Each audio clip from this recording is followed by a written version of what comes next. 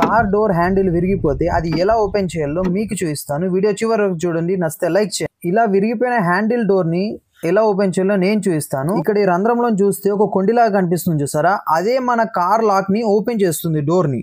మనకు కావాల్సింది ఏం లేదు, సింపుల్ గా ఇటువంటి ఒక జిప్ ట్యాగ్ అయితే తీసుకోవాలి. ఈ ట్యాగ్ ని ఈ విధంగా రౌండ్ గా ఫోల్డ్ చేసేసి ఇక్కడ కనిపిస్తుందా ఈ రంధ్రంలోంచి అయితే లోపలికి పంపించేసి నేను ఇంతగా చూపించాను కదా ఆ కొండికి అయితే దీన్ని తొలగించేసి దానికి లాక్ అయ్యే విధంగానైతే మనం దీన్ని సెట్ చేసుకోవాలి. పర్ఫెక్ట్ గా అంటే ఊడకుండా పెట్టేసి దాన్ని జిప్ లాక్ అయితే మనం టైట్ గా చేసేసేయాలి. సింపుల్ గా, కష్టమైన వర్క్ ఏం కాదు, జస్ట్ సింపుల్ గా విత్ ఇన్ 1 minute లో అయిపోతుంది.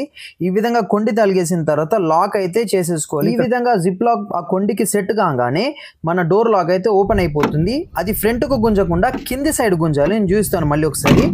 ఎదురుగా గుంజకూడదు, కింది సైడ్ గుంజితే ఈజీగా లాక్ అయితే ఓపెన్ అయిపోతుంది. చూసారు కదా, మంచి టెక్నిక్ కదా. వీడియో నచ్చితే లైక్ చేయండి, మా ఛానల్ని సబ్స్క్రైబ్ చేసుకోండి.